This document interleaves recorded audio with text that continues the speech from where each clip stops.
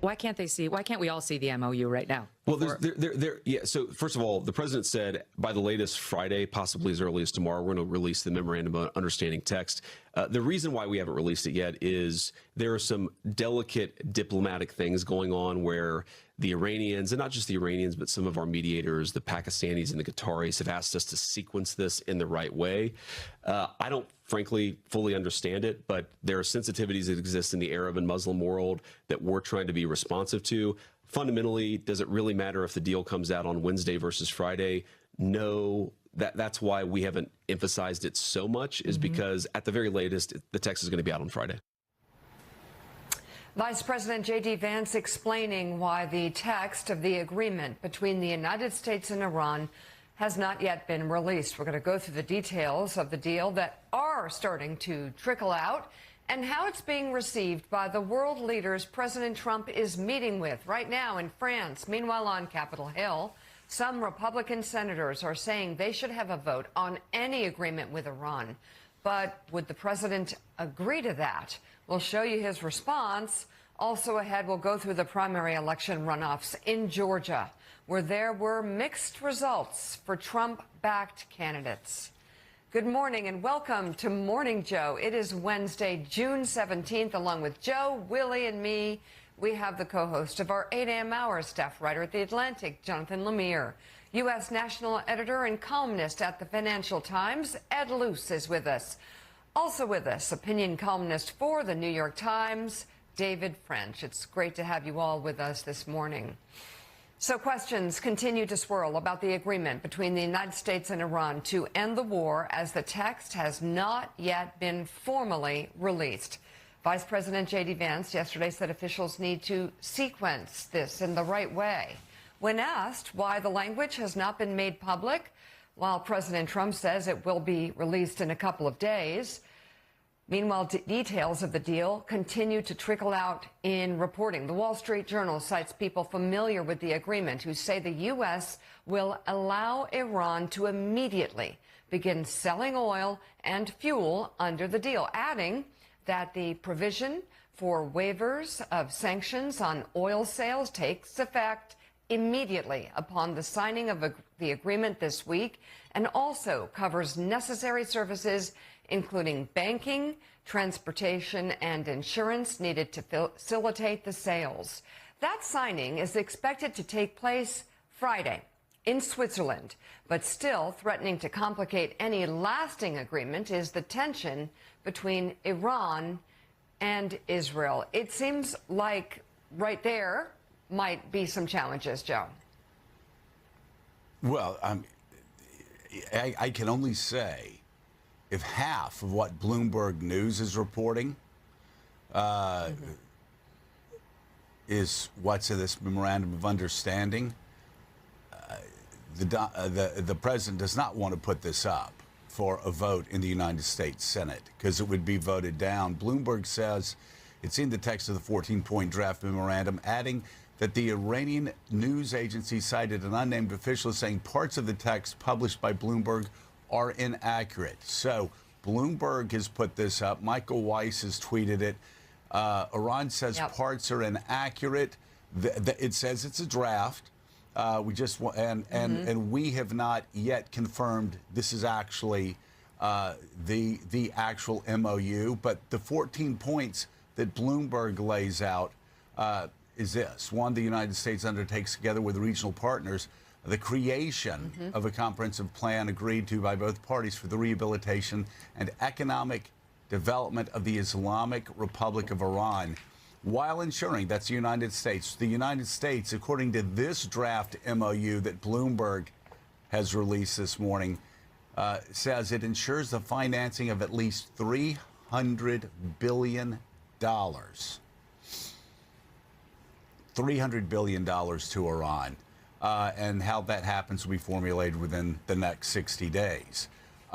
We can stop right there, Willie, or we can talk about how the United States will commit to ending on a schedule to be agreed upon as part of the final agreement all types of sanctions currently facing the Islamic Republic of Iran. All sanctions. This is what the Wall Street Journal is reporting this morning. I could go on, but it is the unfreezing of billions and billions of dollars. Again, it is my hope, not for the sake of Donald Trump, not for the sake of Republicans or Democrats, not for the sake of any political party, but for the sake of the United States of America and all of our allies in the region, that this draft MOU that Bloomberg has gotten a hold of is nowhere near the final MOU, because this would be devastating. It would create in Iran a behemoth in that region and allow them to sell oil in a way they've never been able to sell oil, to make revenue the way they've never been able to get revenue. And again, this MOU at least puts the burden on the United States of raising the $300 billion in reconstruction costs. Reading through this draft MOU that Bloomberg has released and says is the MOU, it looks like we lost the war. You read through this and you say, wait a second, well, what about the nuclear program? Well, what this MOU says about the nuclear program is saying, pending a final agreement, it will remain, quote, status quo. The nuclear program will be status quo.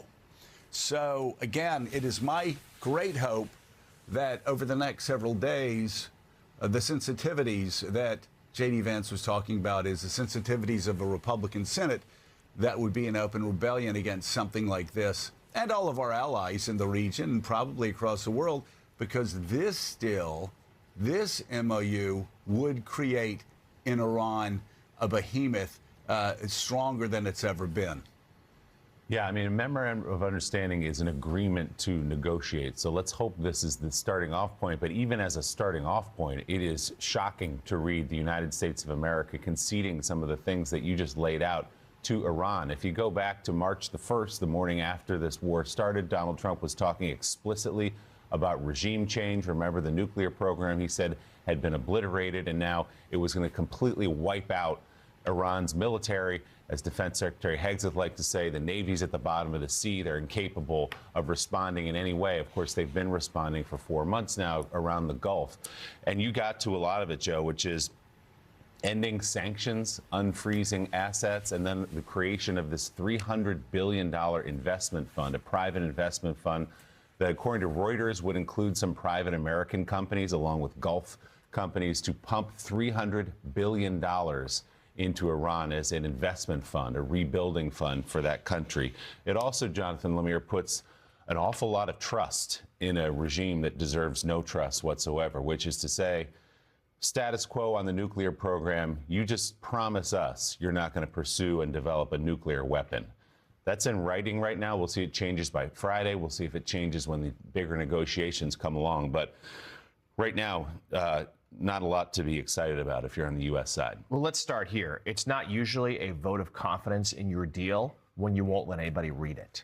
And so I think there is a real sense here the Trump administration knows privately this is not a good agreement. We had the president yesterday. He continues, not only has he accomplished none of the war aims they set out before this conflict began back in February, but yesterday we have him furiously back away from some of the things he has said all along needs to be done. He was asked about the Iran and the uranium dust they still have, and he says, quote, "You could make the case, why are you even bothering removing it? Because it's not really valuable." So even that, he's distancing himself from. And I wrote a piece that just published on The Atlantic this morning. This is a significant defeat for President Trump. This is for the United States. We exit this conflict weaker strategically, economically, militarily, and perhaps even morally when you consider the girls' school that we blew up in the first hours of the war, as well as the fact that we were in negotiations with Iran, seemingly not in good faith, because we then launched the attack soon thereafter. And for Trump, this is sort of a preview I write about how, particularly post-midterms, we'll see him become less and less relevant. He's still the president. Inherently, of course, he'll have power, but the rest of the world is learning to ignore him. We're seeing Iran get the best of him in these negotiations. And Ed Luce, yes, all the caveats that Joe and Willie just laid out, things perhaps could change on Friday, but a big part of this is a huge win for Iran in terms of the money that they're going to have access to, $300 billion from the Gulf, the ability to sell oil again, sanctions apparently being lifted and no real enforcement mechanism in terms of the nuclear program going forward. As Willie said, and I report in the story, there are some voices in the administration who are skeptical about this. Hegseth, Rubio, Ratcliffe, saying we can't necessarily trust the Iranians to uphold their end of the deal, but Trump, so desperate to put this in his rearview mirror, going ahead anyway. Going ahead anyway. I mean, the Obama deal had international weapons inspectors crawling all over Iran to check whether the deal was being upheld by Iran. So that will be one test. Will there be IAEA, International Atomic Energy Agency, inspections as and when they like all over Iran? And really, if you read this draft MOU, this 14-point draft, you do not get the impression that Iran is about to concede anything like what it did in 2015, which incidentally began with, in the prologue, the statement that Iran pledges not to produce a nuclear weapon. So that's nothing new. That is absolutely boilerplate language. But then if you listen to Vance, who's clearly, being designated as the fall guy here, describing Iran as having, after 47 years, finally seen the light. This has not been a good way of doing business. Now we're going to do business with the United States, and we're going to be reasonable. I'm sorry, but that doesn't even pass the laughed test. Iran today is a considerably stronger regional power, a considerably more threatening one to Israel and other of America's allies than it was on February the 28th. There is no other way to see this than as a complete capitulation by President Trump, and really a moment of, I think, of, well, I'm not going to use the word shame, but I mean, a really bad moment for the United States. Well, let's go to Capitol Hill, where Senate Majority Leader John Thune was asked specifically about whether he and other top Republicans have been briefed on what's included in this so-called Iran deal. Has members of the game have you been briefed on what's in the memorandum? I certainly have not yet, although we are requesting that, and I assume we will at some point hear from the administration with greater specificity about what's in that memorandum. I mean, we're all hearing in generalities what's been reported so far, but until I get more specific information, I'm going to hesitate to say anything more about it. And as lawmakers from both parties continue to express skepticism about the preliminary agreement, Senate Republicans say Congress should have a vote on any final deal. Republican Senator John Kennedy of Louisiana said yesterday, if there is a final deal, and I hope there is, it should come to the Senate for approval. Republican Senator Bill Cassidy of Louisiana said, the final agreement is a treaty, and it sounds like a treaty, he said. Then it certainly seems like the deal should be subject to a vote by Congress. Republican Senator Roger Wicker of Mississippi, who chairs the Senate Armed Services Committee, echoed his colleagues. President Trump, for his part, appears for now to agree, saying yesterday, I will send it to Congress. I like the idea. Well, I'm glad he likes the idea, David French. How do you think, David French, Congress will react to this if the reporting bears out of what we're hearing of what is in this MOU? Well, here's the problem they have, because they failed and couldn't exercise their authority on the front end. They're in a box on the back end. So yes, I absolutely agree. This should go before the Senate at the very least. This is absolutely a treaty by any understanding of the word. So yeah, the United States Senate should weigh in here. But the problem is, and they'll know this if they say no to this, if they say no, what does that mean? Does that mean a very unpopular war restarts? Does that mean that negotiations restart? What next? Because we were sort of led into this war without these kinds of questions being asked and answered on the front end. Here we are in allegedly the back end, with Congress trying to reassert itself, but no real plan B here at all. Joe, I would just point out the New York Post this morning, a rare moment when you've lost the New York Post. Love bomb. The New York Post ripping President Trump on this deal for showering, it says, this regime with money, the lifting of sanctions, and this $300 billion investment fund for funding the radical regime. That's the New York Post going after Donald Trump. And just one more point, if the big victory in this is that the Strait of Hormuz is open, well, the Strait of Hormuz was open on February the 28th when the war started. Right. So if that's considered the big win of this, and it would be for people paying a lot of money at the gas pump right now here in the United States, boy, the bar's gotten really low. It's gotten really low. If you look at the beginning of the war, the president had threatened the Iranians, said, if you continue to shoot people in the streets of Iran, we're going to come in, and suggested we were going to liberate them. And he called for the liberation of the Iranian people and the changing of the regime and getting rid of the Islamic regime. And so, again, I just want to underline this, Willie. Again, we don't know. We have reporting from Bloomberg. Michael Weiss is talking about it and reporting about what's in this MOU. What we've seen is a draft MOU from Bloomberg.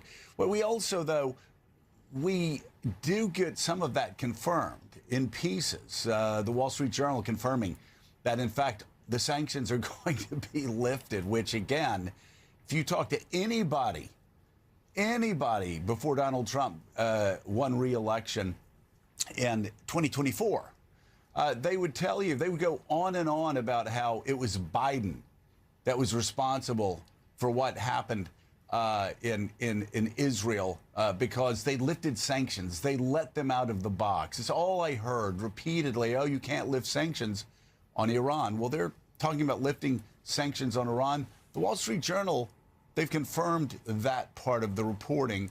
I suspect the New York Post has seen the draft MOU and probably more than just the draft, given what they're writing ahead of time.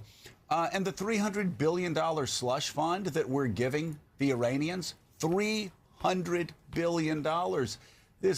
This MOU says, the draft MOU, which we haven't confirmed yet, but seems to be confirmed, a lot of it across other news agencies, that $300 billion says it's the United States' responsibility basically for the financing of it and for the bringing of it all together.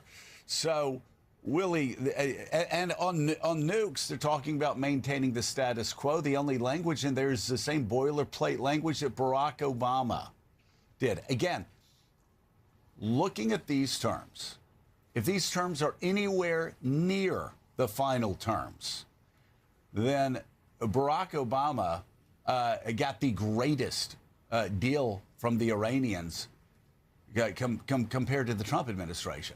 And again, just for the record, I was against the Obama nuclear deal because I said you can't trust the Iranians. And they had a hell of a lot of weapon inspectors. Here, looking at this MOU, we're just throwing money at Iran and basically saying, do whatever you want to do. And now Donald Trump's saying, the nuclear material's not even important anymore. So, and all of this circles back to two truths. One, we don't know if this is the final MOU. We don't know what Friday will look like. But number two, again, why announce a peace deal on your birthday? Like, so you can have a big birthday and a claw and on the White House lawn and not actually show America the memorandum of understanding that you're yapping about nonstop and that you're taking victory laps on nonstop. I mean, it's almost like, Willie, they're winging it. You might say they're winging. That's right. Yeah, the New York Post, by the way, does report out a bunch of the terms of this memorandum of understanding. We'll underline, as you just did, again, this may not be the final memorandum of understanding, and a memorandum of understanding is just an agreement to negotiate down the road. So maybe it gets better from here, but even as a starting point, this is pretty devastating for the Trump regime, given the objectives it laid out 4 months ago when the war started. Not even close here. Jonathan's piece in The Atlantic is titled Trump in Defeat. In it, John writes this: President Trump lost. The war he waged against Iran promises to conclude in a humbling whimper with the signing of a ceasefire agreement later this week. The United States is left weaker, diminished militarily, strategically, economically, and perhaps morally. Despite that, the president was so desperate for the war to end that he repeatedly backed off his threats, allowing Iran to call his bluff, and upbraided his close ally, Israeli Prime Minister Benjamin Netanyahu, for responding to attacks in the region in a manner that jeopardized the negotiations. Back home, Trump is still the most powerful figure in politics, but those small acts of Republican defiance are adding up. He's had a series of losses in the courts, including in his efforts to remake the nation's capital in his own image. Democrats are favored to capture at least one House of Congress this November, which would give them the ability to slow Trump's agenda and open investigations into his administration. Once the midterms conclude, the race to replace Trump will begin. Although that will further diminish Trump, it is unlikely that he will go out with a whimper. This is definitely a moment in time for this administration because you're having Fox News contributors on the air yesterday, one of them, Andrew McCarthy, calling President Trump Neville Trump, an unflattering comparison, of course, to Neville Chamberlain. Republicans on this issue, at least, and maybe now further, are feeling a little bit liberated to criticize the president. Yeah, there have been a few things lately. There's been the ballroom funding, the January 6th slush fund. We saw Republicans in the Senate oppose both of those.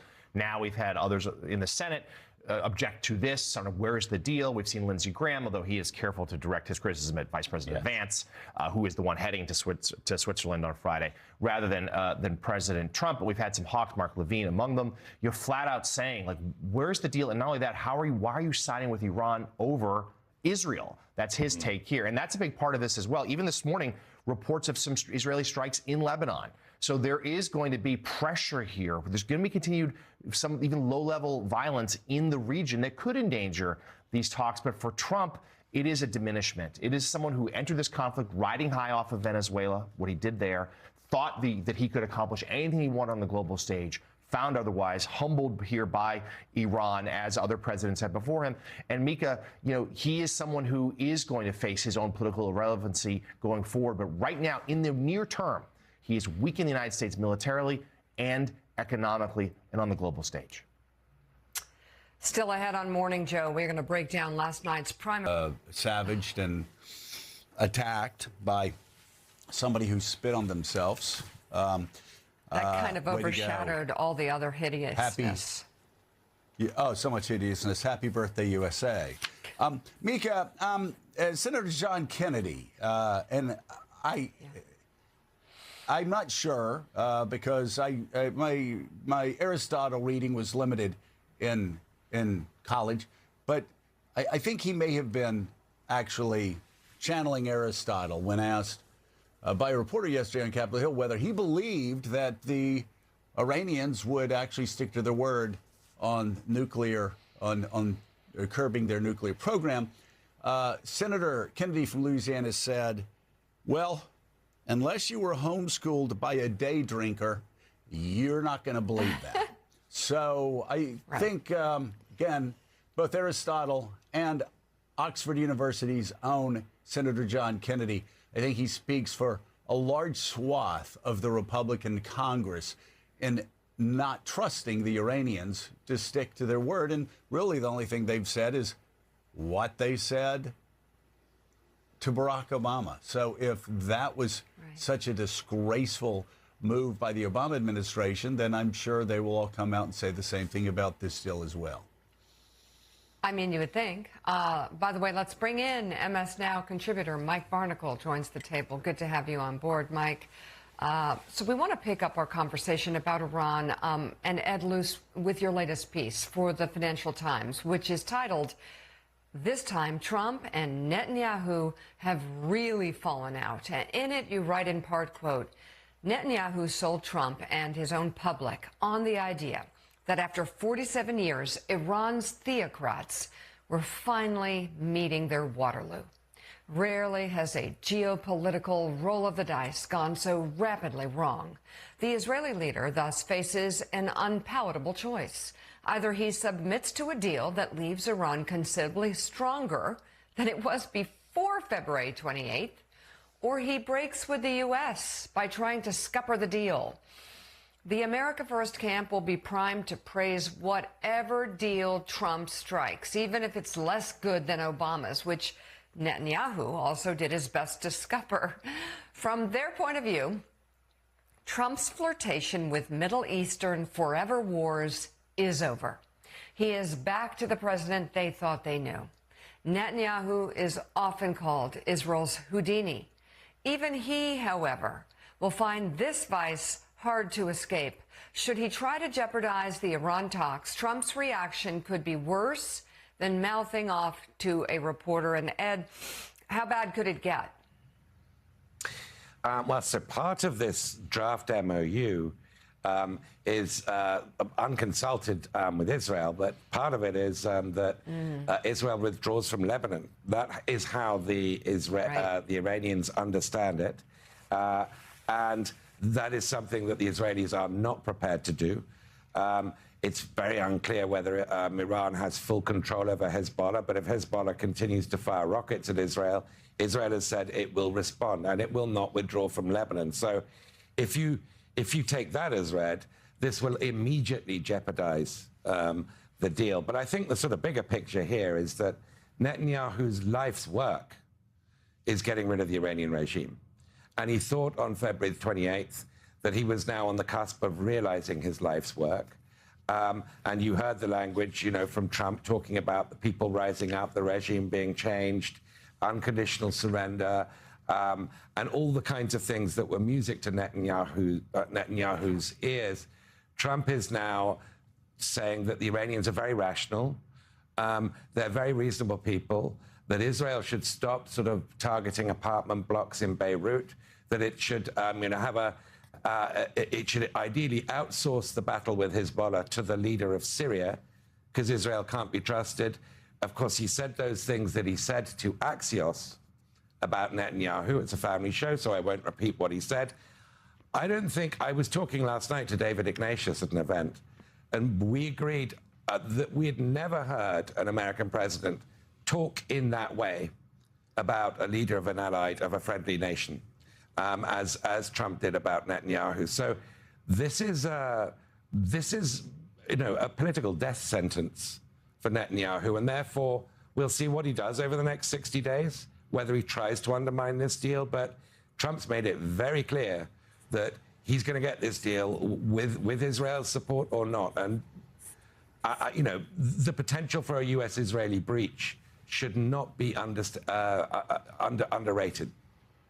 David, as Ed says, I mean, Prime Minister Netanyahu thought at long last he had found the president who was going to help him wipe out Iran, its military capability, its nuclear program, take out the regime, all of those things. We go back to that reporting from the New York Times inside the Situation Room, where Prime Minister Netanyahu came and explicitly made the case to Donald Trump and convinced him to launch the war in Iran. And now here we are all these months later, where you have a memorandum of understanding and talks that from Iran's side need to include Israel pulling away from Lebanon. And Israel says we can't do that as long as Hezbollah is striking us from there. So not only did Netanyahu not get what he wanted out of this war, he may have to retreat because of the agreement that Donald Trump appears to be ready to sign.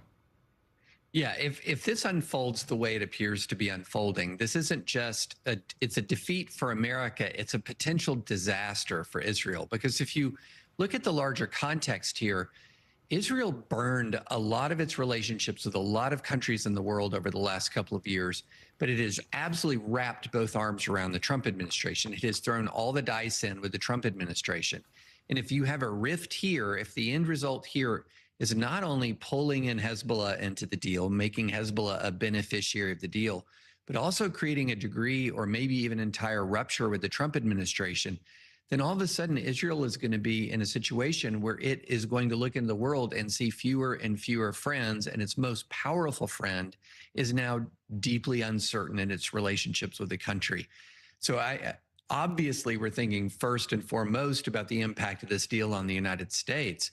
But if you put on the hat of analyzing this from the standpoint of Israel's best interests, not only do you not totally destroy the nuclear program, not only do you not completely destroy the Iranian missile program, not only do you not end its support for proxies, you've actually brought one of its proxies in, the worst one, the most dangerous one in, as a potential beneficiary.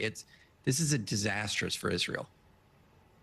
Well, again, if the MOU that we've seen, the draft of it, is anywhere near the final deal.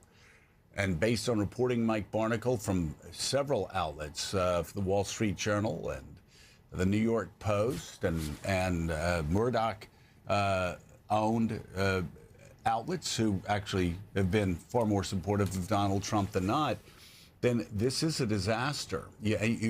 And by the way, I just want to ask everybody if they can just step back for a second and take Donald Trump out of this, take Democrats, Republicans, the midterms out of this, take 2026 out of this, and look what the world will be like over the next decade if this deal actually goes through.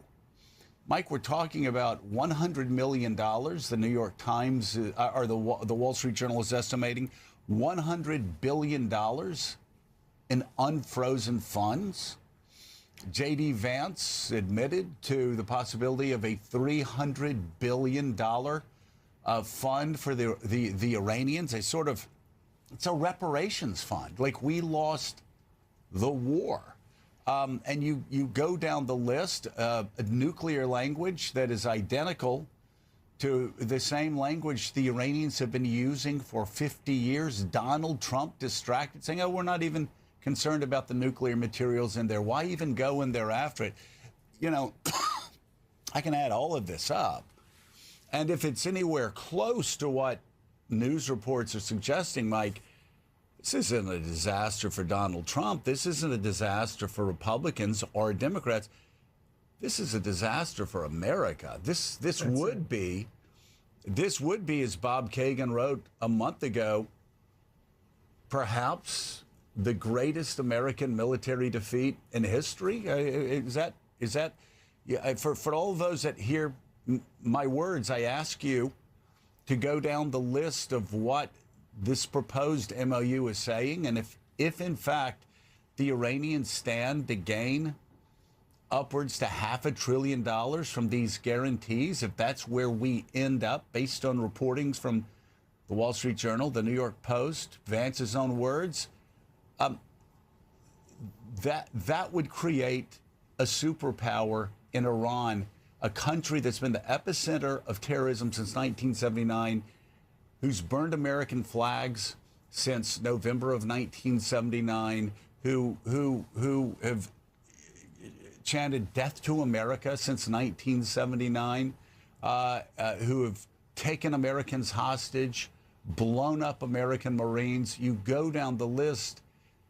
This would empower them in a way they've never been empowered in 47 years. So, Mike, this isn't about Donald Trump. This is about us. This is about America. This is about our allies in the region. This is about the stability of the world moving forward.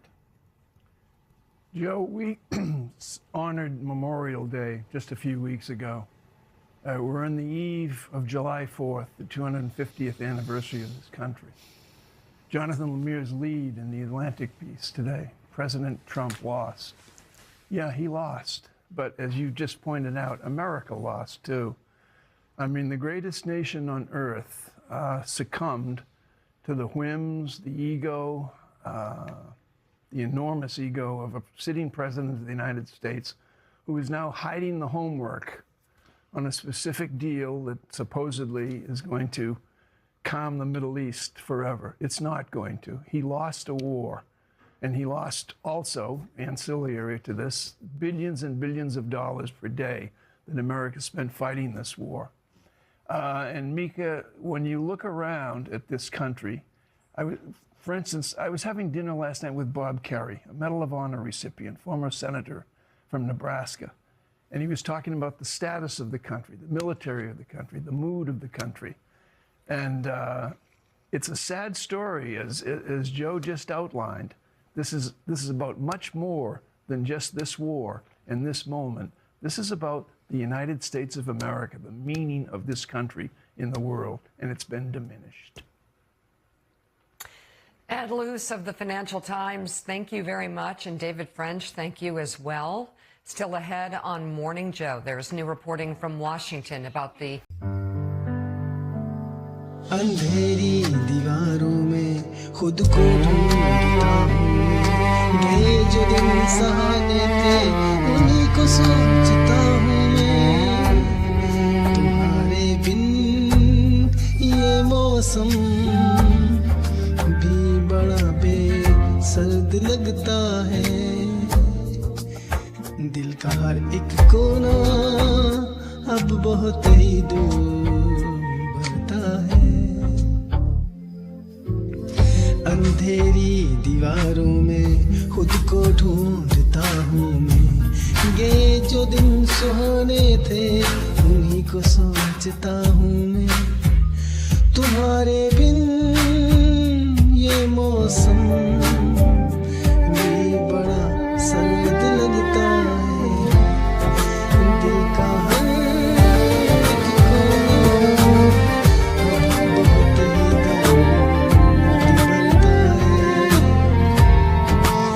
मेरे साए भी मुझसे अब जुदा होने को कहते हैं तुझे खोने की राहों में ये आंसू बहने लगते हैं कहाँ जाऊं कहाँ ढूंढूं मेरा वो साजो सामा तो मेरी हर एक तमन्ना तू मेरी रूह का मका तू लकीरों में नहीं लिखा जो तुमने ख्वाब देखा था वफा की इस कहानी में फकत एक गम ही लिखा था सितारों से भी पूछता है पता तेरा कहाँ होगा मगर खामोश है दुनिया कहाँ मेरा जहाँ होगा